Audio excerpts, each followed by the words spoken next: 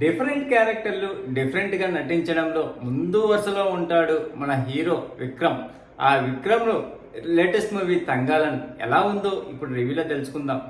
ఈ సినిమా మొదట రీసెంట్ కాకుండా ఎప్పుడో బ్రిటిష్ కాలం నాటిది తీశాడు. అంతేకాకుండా ఇక్కడ ఒక అడవి జాతి నాయకుడిగా, అడవి జాతిలో ఒక తెగకు చెందిన వాడిగా నటించాడు విక్రమ్. అంతేకాకుండా ఈ సినిమాలో ఒక బ్రిటిష్ దొరతో పాటు వెళ్ళేసి బంగారాన్ని వెతుక్కుండే క్యారెక్టర్ చేశాడు. అంతేకాకుండా ఈ సినిమా చూస్తున్నంతసేపు చాలా మందికి కనెక్ట్ అయ్యే విధంగా లేదు. ఎందుకంటే సినిమా స్టార్టింగ్లో వాళ్ళ ఫ్యామిలీని ఇంట్రడ్యూస్ చేయడంలో ఓకే అనిపించింది. తర్వాత వాళ్ళ కూతురికి చెప్పేటప్పుడు కొన్ని కథలు, అలాగే దీనికి మధ్యలో కొన్ని కళలు రావడం, ఆ కళలు క్లైమాక్స్లో చూపించడము, అప్పటికే ప్రేక్షకుల సహనానికి కొద్దిగా పరీక్ష పెట్టాడు డైరెక్టర్.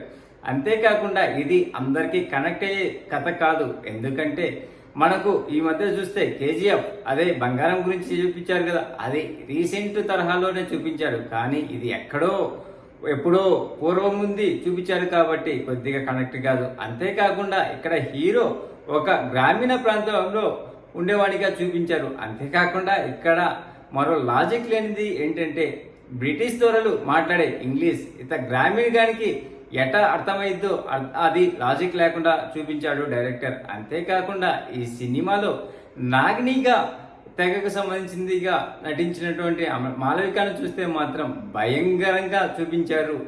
ఆమె యాక్టింగ్కి అయితే నిజంగా ఎన్సాఫ్ చెప్పొచ్చు, అంత బాగా జీవించేశారు. అంతేకాకుండా ఈ సినిమాలో విక్రమ్ అక్కడక్కడ తప్పితే మిగతా చోట్ల బట్టలు లేకుండా కనిపిస్తారు. ఈ సినిమా చూస్తున్నంతసేపు మన తెలుగు హీరోలు ఇలాంటి కథ ఎప్పుడైనా ఒక్కడైనా చేస్తాడా అనిపించింది. అలాగా జీవించాడు. విక్రమ్ నటనకు సినిమా మొత్తం ఒంటి హ్యాండ్ చేత్తోనే నడిపించాడు. ఎక్కడ కూడా విక్రమ్ తప్పితే మరో యాక్టర్గా లేడా అనే విధంగా జీవించాడు. అలాగే తన భార్యగా నటించిన ఆమె మలయాళ యాక్టర్ అయినా కానీ ఉన్నంతసేపు పర్వాలేదనిపించింది. అలాగే నాగిని జాతిలో నటించినటువంటి ఆమెకు మాత్రం ఈ సినిమా విక్రమ్ తర్వాత ఆమెకే చెప్పవచ్చు. అంతేకాకుండా ఇంకా మ్యూజిక్ గురించి చూస్తే జీవి ప్రకాష్ తన మ్యూజిక్తో సినిమాను ఎక్కడికో తీసుకువెళ్ళాడు. ఈ సినిమా కొత్త రకంగా చూడాలనుకున్న వాళ్ళకు ఖచ్చితంగా నచ్చుతుంది, మిగతా వాళ్ళకు నచ్చదు. నాకు ఈ ఆగస్ట్ 15కు రిలీజ్ అయిన మూవీస్లో బాగా నచ్చిన మూవీ ఏదంటే తంగాలన్. మిగతా మూవీలు రొటీన్ స్టోరీలేని అనిపించినా కానీ తంగాలన్ కొద్దిగా డిఫరెంట్గా అనిపించింది.